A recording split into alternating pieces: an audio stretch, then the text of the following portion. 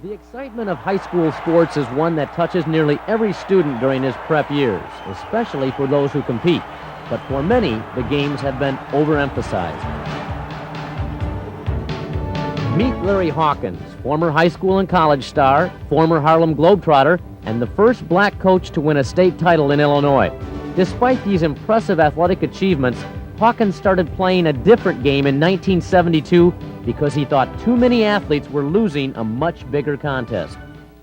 I found that we did a good job teaching the jump shot, all the X's and O's. We didn't do as good a job as we could have in insisting that students go to class and be conscientious about their work. Hawkins, who has a PhD in education, founded the Institute for Athletics and Education. Headquartered out of Chicago, the IAE has grown to include members in 25 states, including Michigan.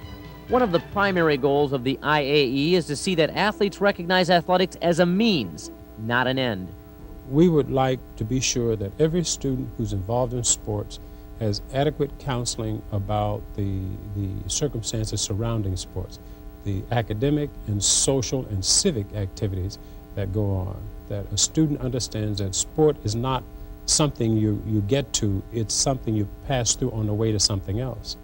Clyde Bell is the associate director for the IAE, which believes the best way to get to the athletes is to get to the one who influences them the most, the coach. But not all coaches see their role extending beyond the playing field. Some see their role as being the surrogate parent, the guy that makes sure that the youngsters do what they're supposed to do in the class. And others tend to back away and say, look, I do my part, let the English and the math teacher handle it. And that's, I think, the most disappointing, because we're convinced that the key is that coach. Here in Michigan, numerous efforts are underway with the same goal as the IAE, to inspire athletes academically. In Grand Rapids, a program called TIP, or 2 Point is Possible, combines study tables for athletes after school and a big brother, big sister type approach where successful upperclassmen work with underclassmen. They get together at least twice a week.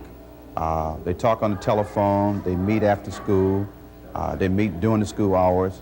The upperclassman has the responsibility to make sure that the ninth grade student is turning in all of his homework, make sure that if they need any assistance academically, they're there to assist them or see to it that they receive assistance. Wherever it's happening, Clyde Bell and the IAE stress that these programs work because they inspire students to achieve what they've been capable of all along.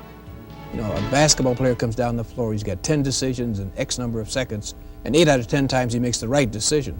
So we would argue if a youngster is typical, unless he's got some brain damage, there's no reason why he can't do any of these things. It's just a question of motivating him to come and get certain sets of information and, get an understanding of what it is being asked of him.